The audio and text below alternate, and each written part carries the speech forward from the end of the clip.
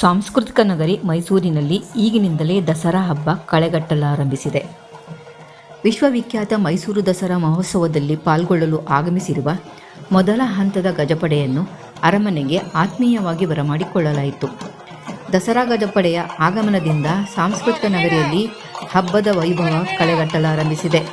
ಅರಮನೆಯ ಜಯಮಾರ್ತಾಂಡ ದ್ವಾರದ ಬಳಿ ಗಜಪಡೆಗೆ ಮೈಸೂರು ಜಿಲ್ಲಾಡಳಿತ, ಅರಮನೆ ಮಂಡಳಿ ವತಿಯಿಂದ ಬೆಳಗ್ಗೆ 10ರಿಂದ 10:30 ಶುಭ ಘಳಿಗೆಯಲ್ಲಿ ಪೂಜೆ ಸಲ್ಲಿಸಿ ಸಾಂಪ್ರದಾಯಿಕವಾಗಿ ಬರಮಾಡಿಕೊಳ್ಳಲಾಯಿತು. ಮೈಸೂರಿನ ಅಶೋಕಪುರಂನ ಅರಣ್ಯ ಭವನದಲ್ಲಿ ತಂಗಿದ್ದ ಕ್ಯಾಪ್ಟನ್ ಅಭಿಮನ್ಯು ನೇತೃತ್ವದ 9 ಆನೆಗಳಿಗೆ ಇಲಾಖೆ ವತಿಯಿಂದ ಪೂಜೆ ಸಲ್ಲಿಸಿ ಬೀಳ್ಕೊಡಲಾಯಿತು. ನಂತರ ಅರಣ್ಯ ಭವನದಿಂದ ಕಾಲ್ನಡಿಗೆ ಮೂಲಕ ಗಜಪಡೆ ಅರಮನೆಗೆ ಆಗಮಿಸಿತು.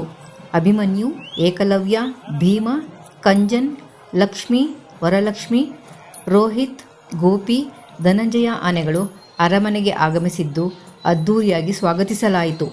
ರಾಜಬೀದಿಗಳಲ್ಲಿ ಸಾಗಿ ಬಂದ ದಸರಾ ಗಜಪಡೆಯನ್ನು ಕಣ್ತುಂಬಿಕೊಳ್ಳಲು ಮೈಸೂರಿನ ಜನರು ಮುಗಿಬಿದ್ದುದು ಕಂಡುಬಂದಿತು. ಗಜಪಡೆ ಆಗಮನದ ವೇಳೆ ಶಾಸಕರಾದ ತನ್ವೀರ್ ಸೇಠ್, ಕೆ ಹರೀಶ್ ಗೌಡ, ಶ್ರೀವತ್ಸ, ಜಿಲ್ಲಾಧಿಕಾರಿ ಜಿ ಲಕ್ಷ್ಮೀಕಾಂತ ರೆಡ್ಡಿ, ಪೊಲೀಸ್ ಆಯುಕ್ತರಾದ ಸೀಮಾ ಲಾಟ್ಕರ್, ಜಿಲ್ಲಾ panchayat CEO KM Gayathri, SP Vishnuvardhan, ಅಪರ ಜಿಲ್ಲಾಧಿಕಾರಿ ಡಾಕ್ಟರ್ ಪಿ ಶಿವರಾಜು, ಪ್ರವಾಸೋದ್ಯಮ ಇಲಾಖೆ ಜಂಟಿ ನಿರ್ದೇಶಕರಾದ ಎಂಕೆ ಸವಿತಾ ಹಾಗೂ ಜಿಲ್ಲಾ ಮಟ್ಟದ ಅಧಿಕಾರಿಗಳು ಹಾಜರಿದ್ದರು.